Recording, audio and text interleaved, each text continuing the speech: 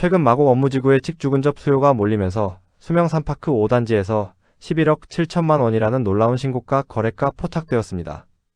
과연 이 상승세는 계속될까요? 아니면 지금이 상투일까요? 강서구 내발산동의 핵심 단지죠. 마곡 수명산파크 5단지의 매매 시세를 데이터로 정밀하게 파헤쳐 보겠습니다. 현재 시장의 호가가 과연 합리적인지, 우리가 주목해야 할 현실 적정가는 어느 수준인지 투명하게 짚어드리겠습니다.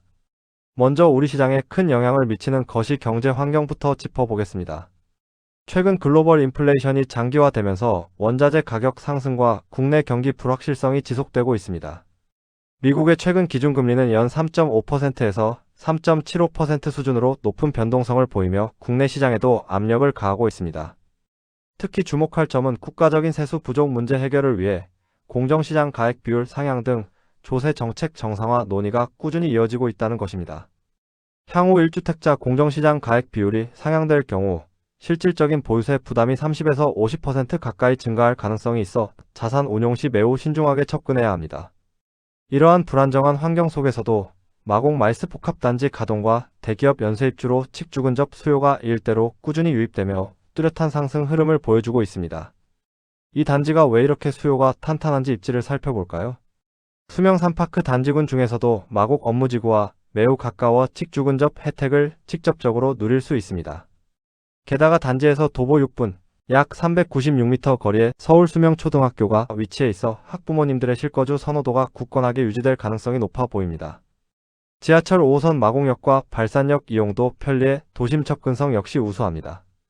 이번 분석에는 최근의 신고가 흐름과 꾸준한 매수세를 반영하여 불로직을 적용했습니다.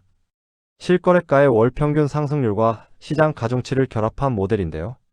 단순히 호가에 휘둘리는 것이 아니라 데이터를 기반으로 도출된 적정가 밴드, 즉 상하단 3% 내외의 범위에서 현재 시장이 과열 상태인지 판단하는 것이 핵심입니다. 이제 59제곱미터, 24평형의 층별 분석을 시작하겠습니다.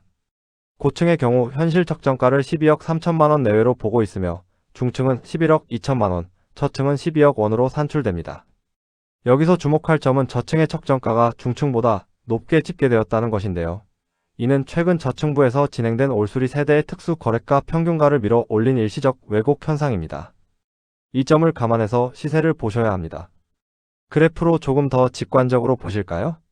고층 로열층의 경우 저희 로직이 산출한 현실 적정가는 12억 3천만 원이며 밴드는 11억 9천만 원에서 12억 7천만 원 사이입니다.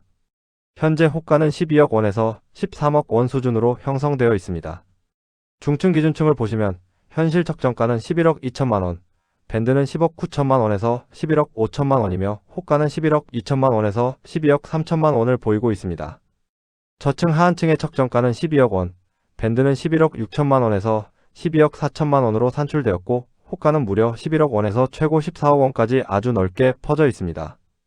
연도별 가격 추이를 보시면 2024년 8억 3천만 원이었던 시세가 2025년 9억 원을 거쳐 2026년에는 11억 3천만 원대까지 가파르게 상승했습니다.